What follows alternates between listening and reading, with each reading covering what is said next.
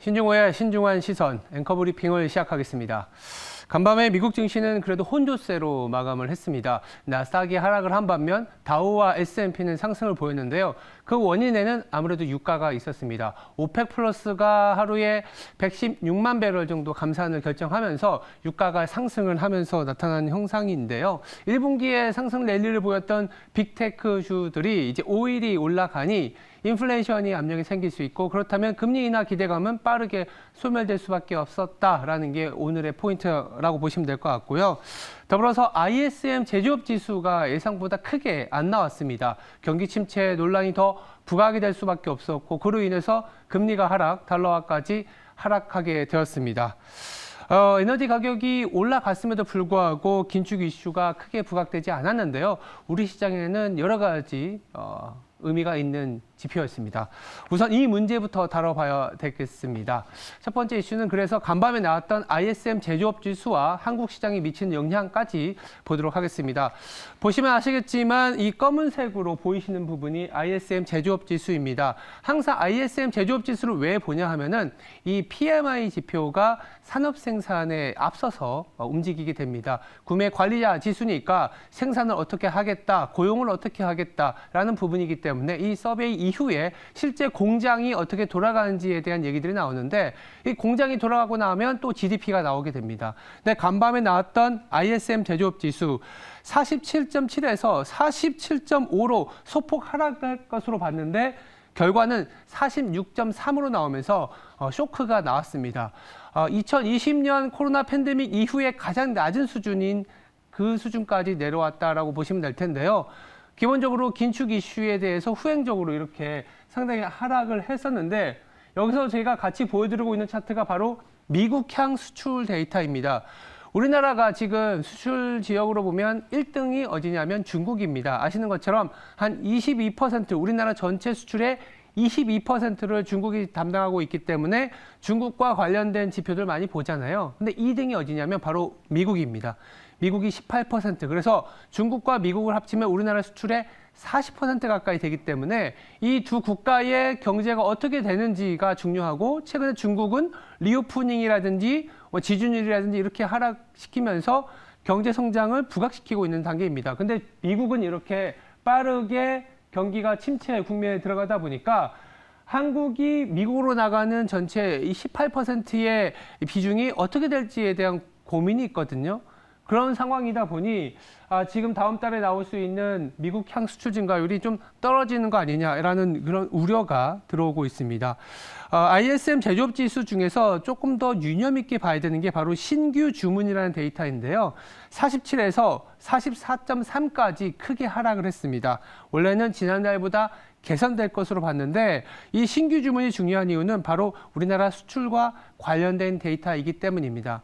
그러다 보니 우리나라 환율이 먼저 반영을 한 것 같습니다. 다음 차트로 한번 볼까요?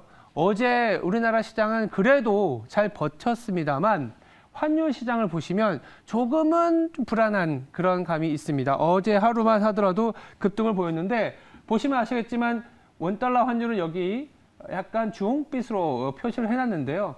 1,300원을 뚫고 다시 전고점까지 올라와 있는 상황입니다. 하루 만에 올라온 폭이 조금은 컸기 때문에 유념 있게 봐야 되지 않겠나라는 생각이 들고 있고요. 원달러 환율이 급등한 배경은 크게 보면 세 가지였습니다. 오펙이 감산하면서 유가가 상승, 즉 우리나라 같은 경우에는 에너지를 수입할 수밖에 없기 때문에 유가가 상승하게 되면 무역 수지가 더 악화될 수밖에 없다. 그렇다면 무역 수지 악화, 외환 보유액이 쌓이는 속도가 줄어든다, 원달러 환율이 상승한 그런 포인트라고 보시면 될 것 같고요. 두 번째는 차이신 PMI가 위축이 됐습니다. 50까지 내려온 건데요.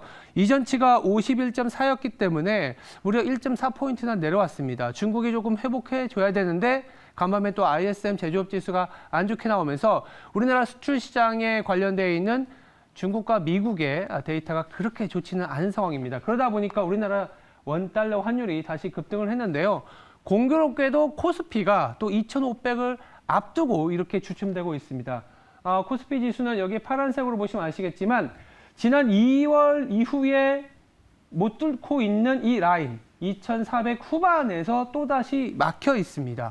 원달러 환율이 강하게 내려와 주면서 외국인 수급이 들어와 준다면 이 2,400 후반에 2,500을 또 뚫을 수 있는 그런 모멘텀이 생길 수 있겠는데 지금 당장은 이 모멘텀이 좀 부족하다라는 게 시장의 의견입니다. 왜냐하면 그동안의 상승을 보여줬던 부분들은 기준금리 인하에 대한 베팅 내지는 기준금리를 더 이상 못 올릴 수 있다는 거에 대한 베팅이었는데 앞으로는 기준금리 즉 비용의 이슈가 아니라 성장이 정말 잘 나오는지에 대한 포인트로 넘어가게 됩니다. 4월은 또 실적 시즌이지 않습니까? 그래서 이 앞으로 우리가 실적이 얼마나 나올 수 있겠느냐라는 거를 봐줘야 되는데 당장 수출 데이터는 안 좋습니다. 다음 차트를 볼까요?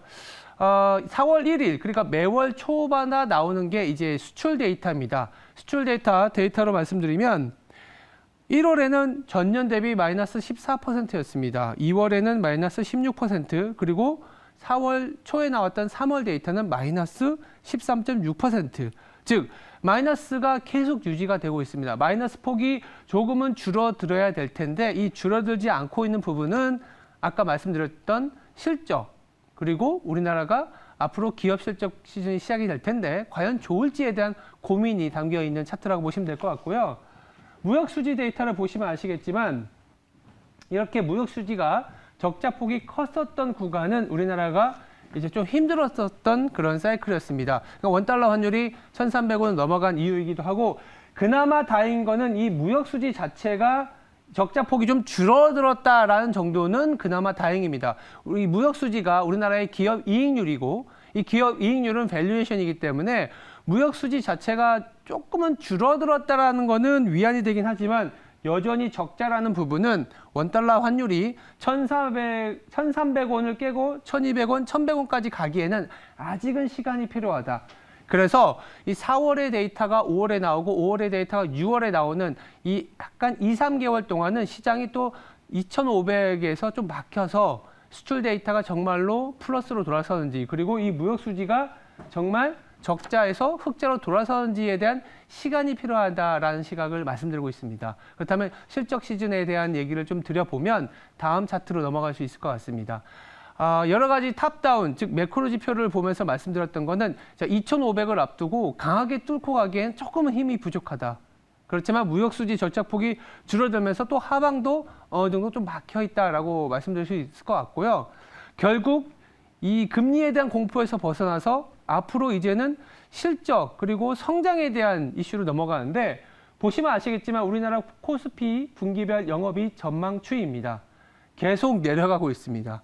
반도체가 큰 목을 하고 있는데 1분기, 2분기 계속 내려가고 있고 다행인 건 1분기보다 2분기가 그래도 실적으로는 1분기에는 한 40조 원인데 2분기는 한 47조 원으로 늘어난다라고는 보고 있는데 당장은 조금은 이 하향 조정되고 있기 때문에 시장이 올라가면 올라갈수록 밸류에이션적인 부담을 느낄 수밖에 없다라는 얘기로 계속 나오고 있습니다. 그러다 보니까 시장 자체는 조금 막힐 수밖에 없는 이슈라고 보시면 될 것 같고요. 이 안에서 그래도 좀 성격이 변하고 있는 부분들이 있죠. 실적 시즌에서 전체적인 시장은 조금 실적이 내려가고 있는데 그 안에서 조금은 회복되고 있는 업종에 관심이 더 전환이 될 수 있습니다.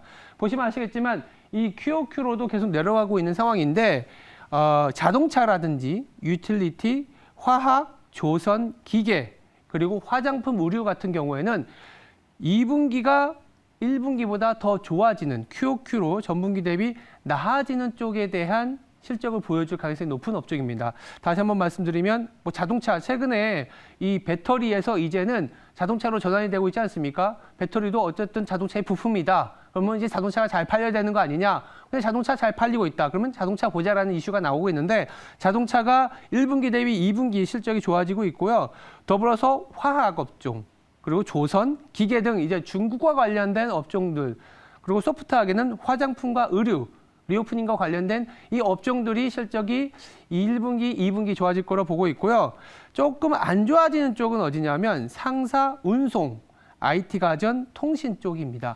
그래서 실적 시즌에 조금 2분기에 실적이 나아지는 업종을 좀 주목하자라는 생각에서 말씀을 드렸습니다. 금리 분담이 낮아지고 나니까 이제는 좀 실적이 얼마나 나오는지에 대해서 시선이 움직이고 있습니다.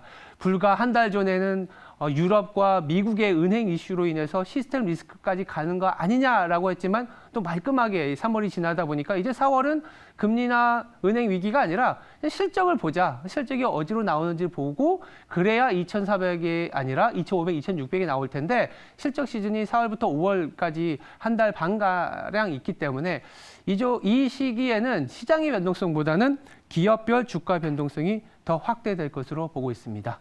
지금까지 신중호의 신중한 시선이었습니다. 오늘 하루도 성투하시기 바랍니다. 감사합니다.